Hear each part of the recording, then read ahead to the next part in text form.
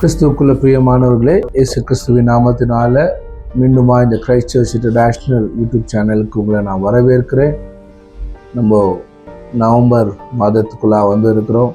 கர்த்தர் இந்த 10 மாத அளவும் நம்மளை நடத்தி எல்லா காரியங்களிலும் நம்மோடு இருந்து 11ஆம் மாதத்தில் வரும்படிக்கு கர்த்தர் தந்த இந்த தயவுக்காக, இந்த புதிய மாதத்துக்காக நான் கர்த்தரை ஸ்தோத்தரிக்கிறேன். இன்றைக்கு கூட உங்களோட இந்த வார்த்தையை பகிர்ந்து கொள்வதில் நான் தேவனை மகிமைப்படுத்துகிறேன். கண்களை மூடி ஜெபம் பண்ணுவோமா. உங்களை அதிகமாக நேசிக்கிற நல்ல தகப்பனே, இந்த அருமையான வேளையில் இந்த வார்த்தைக்காக ஸ்தோத்தரிக்கிறேன். இந்த வார்த்தையை கேட்க ஒவ்வொருடைய வாழ்க்கையிலும் கர்த்தருடைய வார்த்தை விடுதலை ஆக்குவதாக, அற்புதங்கள் நடப்பதாக, இயேசுவின் நாமத்தில் பிதாவே. இன்றைக்கு கூட லூக்காவின் புஸ்தகம் 4ஆம் அதிகாரம் 1ஆம் வசனத்தை நம்ம வாசிக்க கேட்போம். இயேசு பரிசுத்த ஆவியினாலே நிறைந்தவராய் யோர்தானை விட்டு திரும்பி ஆவியானவராலே வனாந்தரத்திற்கு கொண்டு போகப்பட்டு 40 நாள் பிசாசினால் சோதிக்கப்பட்டார். அந்நாட்களில் அவர் ஒன்றும் புசியாதிருந்தார். அந்த நாட்கள் முடிந்த பின்பு அவருக்கு பசியுண்டாயிற்று. நிறைய நேரங்கள்ல இந்த வசனத்தை படிக்கும் போது ஜனங்களுக்கு என்ன தோணும், இயேசுவையே பிசாசு சோதிச்சு விடுகிறான். சோதனைன்றது இயேசுக்கே வந்துடுது, நம்மலாம் ஏமாத்திரம் அப்படிதான் சொல்லி இந்த வசனத்தை படிச்சுட்டு சில பேர் சொல்லுவாங்க. ஆனால் இது நீங்கள் கூர்மையாக பார்த்தீங்கன்னா வசனம் சொல்லுது, அவர் பரிசுத்த ஆவியினாலே நிறைந்தவராய். சோதனை எப்பவுமே பிசாசு சோதனை சோதிக்கிறவன் தான். ஏன்னா வசனம் சொல்லுது, யோவான் 10ஆம் அதிகாரம் 10ஆம் வசனத்தில், திருடன் திருடவும் கொல்லவும் அழிக்கவும் என்று வேறொன்றுக்கும் வரான். இப்போ பிசாசுடைய வேலை எப்படி ஆகிலும் நம்ம வாழ்க்கையில் நன்மையை பெற்றுக்கொள்ளாதபடிக்கு, நம்ம வாழ்க்கை எப்பவுமே தேவனுடைய திட்டங்களையும் ஆஸ்வாத்து திருடவும் கொல்லவும் அழிக்கிறது தான் அவனுடைய வேலை. அப்போ இந்த இடத்துல இயேசு கிறிஸ்து உபவாசம் பண்ணும்படி அவர் தீர்மானம் பண்ணும்போது பிசாசு என்ன பண்ணுறான், சோதிக்கும்படி அவனும் பிளான் பண்ணுறான். ஆனால் வசனம் சொல்லுது, அவர் சோதனைக்கு பிசாசினால் சோதிக்கப்படுறதுக்கு அந்த நாட்கள்ல அவர் போகும்போது இங்க வசனம் சொல்லுது, அவர் பரிசுத்த ஆவியினாலே நிறைந்தவராய். ஸோ பரிசுத்த ஆவியில நிறைந்தவராதான் அவர் ட்ரையலுக்குள்ளே போறாரு. நம்ம வாழ்க்கையில பரிசுத்த ஆவியானவருடைய பிரசன்ஸ், அபிஷேகம் இல்லாம நீங்க இருப்பீங்கன்னா பிசாசு உங்களை சோதிக்கிறது கூட யோசிக்க மாட்டான். ஏன்னாக்கா எந்த ஒரு மனுஷன் கிங்டம் ஆஃப் காடுக்கு பிரயோஜனம் உள்ளவனா, எந்த ஒரு மனுஷன் தேவ ராஜ்யத்துக்கு அவன் கனி கொடுக்கிறவனா, பலன் கொடுக்கிறவனா ஒரு மனுஷன் இருக்கிறானோ, அந்த மனுஷனை தான் பிசாசு என்ன பண்ணுவான், அவன் ப்ரையாரிட்டியா அவன் டார்கெட் பண்ணுவான். அப்போ நம்ம வாழ்க்கையில பிசாசு சோதிக்கிறானா, பிசாசு நம்மளை பிரச்சனைக்குள்ள கொண்டு போறானா, இதை தியானிக்காம நான் எப்பொழுதும் பரிசுத்த ஆவியிலே நிறைந்தவனாய், நான் எனக்கு வர எல்லா போராட்டங்களையும் நான் ஜெயிப்பேன்ற எண்ணம் உங்களுக்குள்ள இருக்கும்போது பரிசுத்த ஆவியானவர் உங்களை எல்லாவற்றிலும் வெற்றி சிறக்க பண்ணுகிறவரா இருக்கிறாரு. இந்த இடத்துல இயேசு சோதனைக்குள்ள போறதுக்கு முன்னாடி அவர் பரிசுத்த ஆவியில நிறைந்தவராய் இருந்தார்னு பைபிள் சொல்லுது. 18ஆவது வசனம் வாசிங்க. கர்த்தருடைய ஆவியானவர் என் மேல் இருக்கிறார், தரித்திரருக்கு சுவிசேஷத்தை பிரசங்கிக்கும்படி என்னை அபிஷேகம் பண்ணினார், இருதயம் நறுங்குண்டவர்களை குணமாக்கவும், சிறைப்பட்டவர்களுக்கு விடுதலையையும், குருடருக்கு பார்வையையும் பிரசித்தப்படுத்தவும், நொறுங்குண்டவர்களை விடுதலையாக்கவும், கர்த்தருடைய அனுக்கிரக வருஷத்தை பிரசித்தப்படுத்தவும் என்னை அனுப்பினார் என்று எழுதியிருக்கிற இடத்தை அவர் கண்டு. இந்த இடத்துல பைபிள் சொல்லுது, அவர் பரிசுத்த ஆவியினால நிறைந்திருந்தாரு. 18ஆவது வசனம் சொல்லுது, அவர் மேல பரிசுத்த ஆவியானவர் தங்கி இருந்தாருன்னு சொல்லி. அப்போ இன்னைக்கு நமக்கு வர பிரச்சனைய, பிசாச, நமக்கு வர போராட்டங்களை நம்ம தியானம் பண்றதை விட்டுட்டு கர்த்தருடைய ஆவியானவர் எனக்குள்ள இருக்கிறாரு, கர்த்தருடைய ஆவியானவர் என் மேல இருக்கிறாரு. எதுக்காக? அவர் தரித்திரருக்கு சுவிசேஷத்தை பிரசங்கிக்க பண்ணும்படிக்கு. ஆண்டவர் நம்ம வாழ்க்கையில முதலாவது அவர் என்ன பண்றாரு, he always wants to give a good news. சுவிசேஷத்தை பிரசங்கிக்க பண்ணும்படிக்கு. உங்களுக்குள்ள ஆவியானவர் இருக்கிற பிரதானமான நோக்கம் என்ன தெரியுங்களா? he wants you to be a witness for him. ஆண்டவருக்காக நீங்க சாட்சியுள்ள வாழ்க்கைய வாழும்படியாக தான் ஆண்டவர் விரும்புகிறவரா இருக்கிறாரு. அப்போஸ்தலர் 1ஆம் அதிகாரம் 8ஆம் வசனத்தை சொல்லுகிறது, பரிசுத்த ஆவி உங்களிடத்தில் வரும்போது நீங்கள் பலனடைந்து எருசலேமிலும் யூதயாவிலும் சமரியாவிலும் உலகம் எங்கிலும் எனக்கு நீங்க சாட்சிகளாக இருப்பீங்க. இன்னைக்கு பரிசுத்த ஆவியானவர் நம்ம வாழ்க்கையில எப்பொழுதுமே அவர் நிரம்பி வழிய விரும்புகிறார், நிரம்பி இருக்க விரும்புகிறார். He always wants you to be a full of the Holy Spirit. பரிசுத்த ஆவியில நிரம்பி இருக்கிற ஒரு லைஃப் ஸ்டைலை நீங்க டெய்லி லைஃப் ஸ்டைலை நீங்க பழகி கொள்ளுவீங்கன்னா இந்த உலகத்துல உங்களுக்கு உபத்திரம் உண்டு, ஆனாலும் திடன் கொள்ளுங்கள், நான் உலகத்தை ஜெயித்தேன் இயேசு சொன்னது போல உங்களுக்கு வர எல்லா பிரச்சனையிலும் ஆவியானவர் உங்களுக்கு வெற்றியை உங்களோடு இருந்து அவர் வெற்றியை அவர் தர பண்ணுகிறவரா இருக்கிறாரு. அப்போ இயேசு சொன்னாரு, என் மேல ஆவியானவர் இருக்கிறாரு. எதுக்காக? இருதயம் நொறுங்கொண்டவர்களை குணமாக்கவும். இன்னைக்கு உங்க வாழ்க்கையில ஒருவேளை பிசாசு நிறைய அவமானங்களை, பயத்தை, டிப்ரெஷனை, தோல்வியை உங்க வாழ்க்கையில பிசாசு ஒரு பேக்கேஜா வச்சு உங்க வாழ்க்கையை அலக்களிக்கலாம். ஆனா வசனம் சொல்லுது, பரிசுத்த ஆவியானவர் நொறுங்கொண்ட இருதயத்தை கட்டுகிறவரா இருக்கிறாரு, காயங்களை கட்டுகிறவரா இருக்கிறாரு, அவமானங்களை மாற்றுகிறவரா இருக்கிறாரு. இப்பொழுதே இந்த வார்த்தையை நீங்க கேட்கும் பொழுது பரிசுத்த ஆவியானவர் உன்னுடைய எல்லா அவமானத்தை, உன்னுடைய எல்லா துக்கத்தை, உன்னுடைய எல்லா பாடுகளை, உனக்குள்ள இருக்கிற எல்லா இருதயத்தின் காயங்களை அவருடைய அபிஷேகம் இப்பொழுதே குணமாக்குவதாக. குணமாக்குகிற பரிசுத்த ஆவியின் அபிஷேகத்தை இப்பொழுதே உங்க வாழ்க்கையில நான் பேசுகிற இந்த அபிஷேகம் உங்க இருதயத்தை கட்டும் என்று சொல்லி நான் பேசுகிற இயேசுவின் நாமத்தால. ஏன்னா வசனம் சொல்லுது, அவர் நொறுங்கொண்ட இருதயத்தை கட்டுகிறவர். இன்னைக்கு நீங்க எந்த காரியத்துல உங்க இருதயம் உடைக்கப்பட்டிருந்தாலும் சரி, ஒருவேளை அதுக்கு மருந்தே இல்லைன்னு டாக்டருங்க சொன்னாலும் சரி, உங்களுடைய இமோஷனை யாராலையும் சரி பண்ண முடியாம இருந்தாலும் நீங்க ஆண்டவராகிய இயேசு கிறிஸ்துவை நீங்க நம்புவீங்கன்னா உங்களுக்கான எல்லா வெட்கத்தையும், உங்களுக்கான எல்லா அவமானத்தையும், எல்லா தோல்வியும் இப்பொழுதே பரிசுத்த ஆவியின் அபிஷேகம் குணமாக்குகிறதா இருக்கிறது. அன்பான தேவஜனமே, இதை கேட்கும் போதே உன் இருதயம் கட்டப்படுவதாக, உன் வாழ்க்கையில் இருக்கிற எல்லா பிளைண்ட்னஸ் குணமாக்கப்படுவதாக என்று சொல்லி உன்னை பார்த்து நான் பேசுகிறேன். ஏன்னா வேதம் சொல்லுகிறது, இருதயம் நொறுங்குண்டவளை குணமாக்கவும் கூடர்களுக்கு பார்வை அடைய செய்யவும். அப்படின்னா என்ன? He wants to give you vision for your future. இன்னைக்கு ஒருவேளை உன்னுடைய எதிர்காலம் என்னன்னு தெரியாம நீ பிளைண்டா இருக்கலாம், உன்னை சுற்றி உள்ள சூழ்நிலை இருள் அடைந்ததா இருக்கலாம், போகிற வழி என்னன்னு தெரியாம நீ முக்கோணத்துல நின்று கொண்டு இருக்கலாம். ஆனா பரிசுத்த ஆவியானவர் உன் மேல இருக்கிறாரு. ஒருவேளை நீ ரட்சிக்கப்படாதவனா இருந்தா, இயேசு அறியாதவனா இருந்தா, வேதம் சொல்லுது அவர் உன்னை நேசிக்கிறாரு. இயேசு உனக்காக தன் ஜீவனையே கொடுத்திருக்கிறாரு. இதை கேட்கும் பொழுது இயேசுவை உங்க இருதயத்துல நீங்க கடவுளை நம்பி நீங்க கூப்பிடுவீங்கன்னா உங்க வாழ்க்கை இருளடைந்திருக்கிற, பார்வை இல்லாது இருக்கிற எல்லாவற்றையும் கர்த்தர் வெளிச்சம் வர செய்கிறவரா இருக்கிறாரு. உன் வாழ்க்கையில் உள்ள இருளை நீக்கி உன் வாழ்க்கையை அவர் ஒளி ஏற்றுகிறவரா இருக்கிறாரு. இதை கேட்டுக்கொண்டிருக்கிற என் சகோதர சகோதரியே, நீ ஒருவேளை ரட்சிக்கப்படலன்னா இயேசுவை உன் இருதயத்துல விசுவாசி, அவரை உன் இருதயத்துல கூப்பிடு, வாய்களை திறந்து இயேசுவே நீங்க தான் ஆண்டவர், நான் நம்புறேன் என்று சொல்லும் போது உன்னுடைய எல்லா பாவங்களும் மன்னிக்கப்பட்டு அவருடைய பிள்ளையாய் ஆண்டவர் உன்னை ஏற்றுக்கொள்ளுகிறவராக இருக்கிறாரு. இப்பொழுது இயேசு உன்னை ரட்சிப்பார் என்று சொல்லி உன்னை பார்த்து நான் பேசுகிறேன்.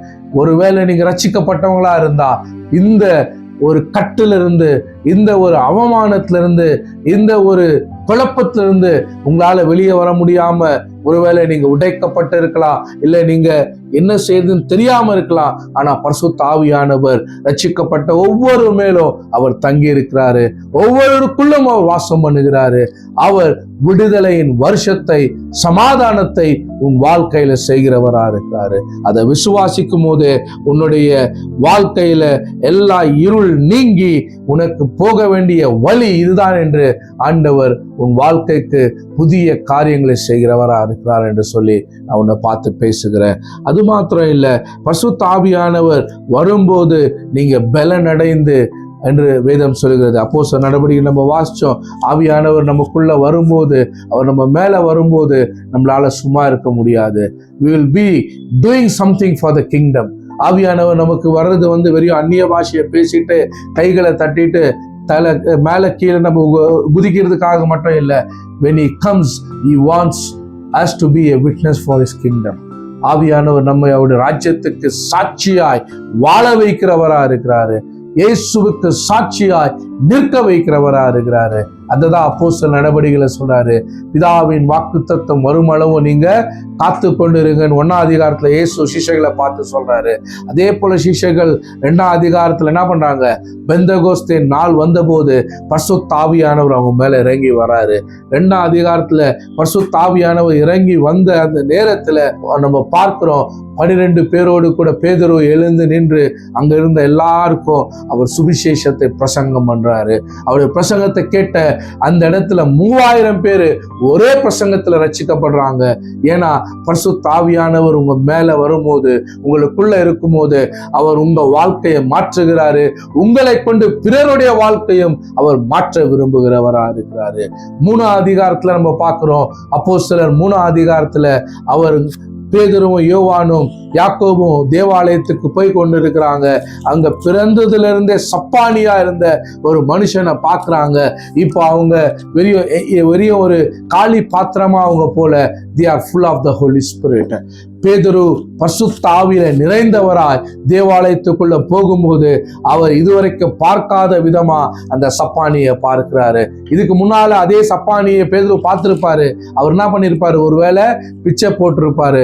அந்த பிச்சை கேட்கும் போது அவர் பணம் கொடுத்திருப்பாரு. ஆனா இன்னைக்கு பேதுரு அதே மனுஷனை, அதே இடத்த, அதே சூழ்நிலையில அங்க பார்க்கும்போது அவர் வித்தியாசமாய் பேதுரு அந்த மனுஷனை பார்க்கிறாரு. இந்த மனுஷனுடைய வாழ்க்கை தலைக்கீழாய் மாற்றக்கூடிய ஒருவர் என்னோடு கூட உண்டு. என்னால செய்ய முடியாததை எனக்குள்ள இருக்கிறவர் இந்த சப்பானிக்கு செய்ய முடியும் என்று சொல்லி அந்த சப்பானியை பார்த்து சொல்றாரு, நான் உனக்கு வெள்ளியும் பொண்ணும் கொடுக்க போறதில்ல, அதை விட நான் உனக்கு கொடுக்க போறது உன் வாழ்க்கையை தலைக்கீழாய் மாற்றக்கூடிய ஒன்று. அதுதான் நசரேயனாகிய இயேசு கிறிஸ்துவின் நாமத்தினால நீ எழுந்து நட என்று சொன்ன உடனேயே இதுவரைக்கும் 38-40 வருஷமா ஏறக்குரிய நடக்க முடியாத இருந்தவ, தாயின் கருவில் இருந்த சப்பானியா இருந்தவ, பிச்சைக்காரனா இருந்தவ, முதல் முறை சரித்திரத்துல அவன் எழுந்து நடந்து குதித்து நடனமாடி இயேசுவை கொண்டாடி அவன் தேவாலயத்துக்குள்ள அவன் போறான். இன்னைக்கு உன் வாழ்க்கை முடங்கப்பட்டு இருக்கலாம், உன் வாழ்க்கை ஒண்ணுமே இல்லாம இருக்கலாம். ஒருவேளை உனக்கு வயசாச்சு, இனிமே எனக்கு என்ன ஃபியூச்சர் என்று நீ யோசித்துக் கொண்டு இருக்கலாம். ஆனா பரிசுத்த ஆவி உன் வாழ்க்கையில வரும் பொழுது, நீ அவரை கூப்பிடும் பொழுது அவர் உன் வாழ்க்கையை தலைகீழாய் மாற்றுகிறவர். நசரேயனாகிய இயேசு உன் வாழ்க்கையை விடுதலையாக்குகிறவரா இருக்கிறாரு. இந்த ஆவியானவர் உன் மேலும் உனக்குள்ளும் வருகிறவரா இருக்கிறாரு. உன்னை கொண்டு அவர் இன்னும் அநேகரை ஆசீர்வதிக்க விரும்புகிறவரா இருக்கிறாரு. ஒருவேளை நீங்க மாத்திரம் ஆசீர்வாதத்தை பெற்றுக்கொண்டு நீங்க பரிசுத்த ஆவியினால நிறைந்தவர்களா இருப்பீங்கன்னா உங்களை பார்த்து சொல்றேன், கிறிஸ்துவுக்காக சாட்சியுள்ள வாழ்க்கையை வாழுங்க.